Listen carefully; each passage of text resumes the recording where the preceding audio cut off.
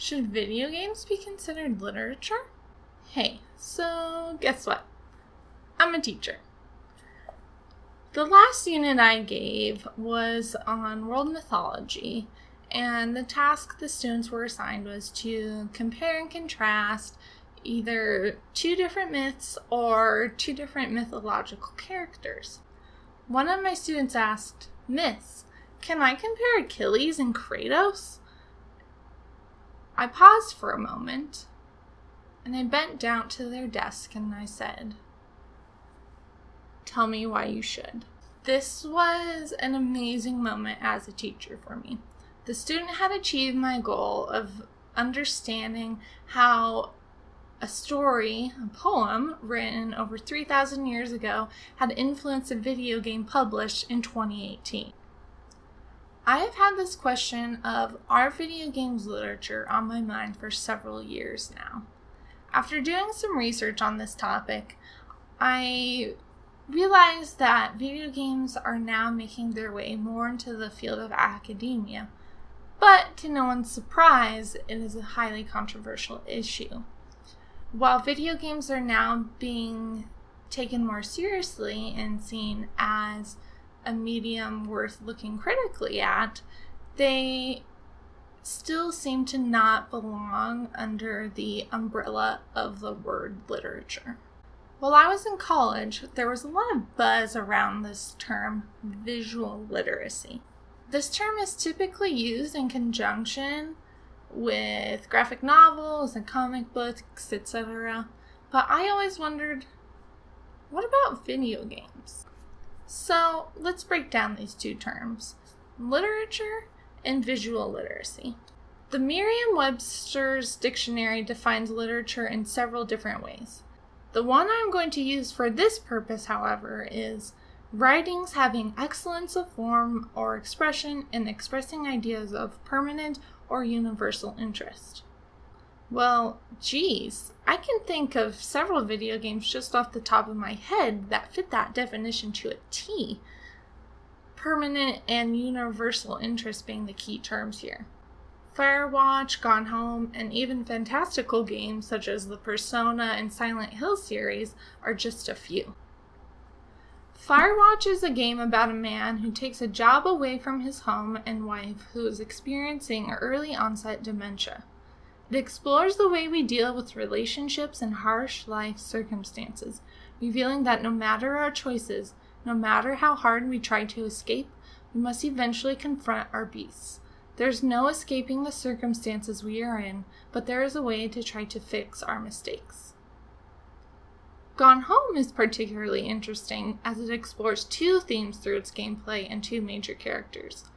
Katie is a 21-year-old who returns home to find her house empty, with a note from her missing sister, Sam, asking her not to go looking for her. Katie's story is about a desperate search for a sister, and in a way, beginning to see your family as not just family, but as humans.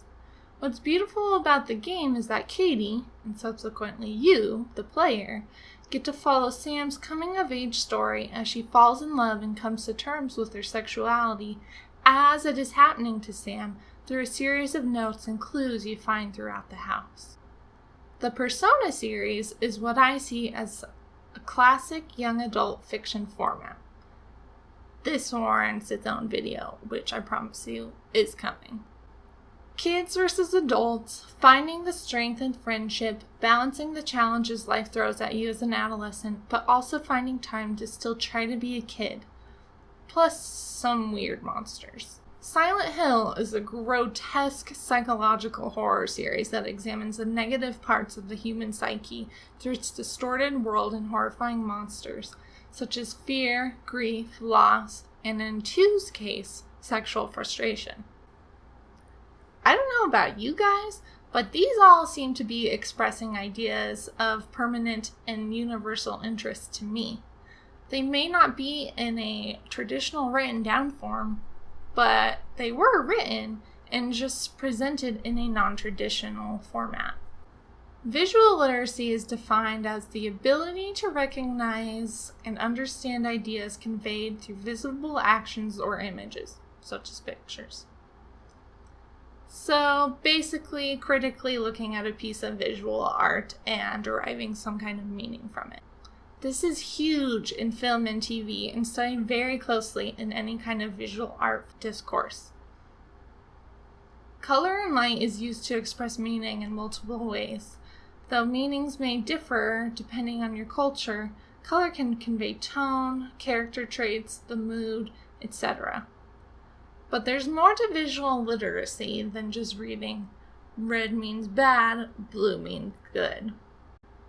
I was listening to an episode of Henry Gilbert and Bob Mackey's podcast recently, What a Cartoon, on Wallace and Gromit's episode, The Wrong Trousers.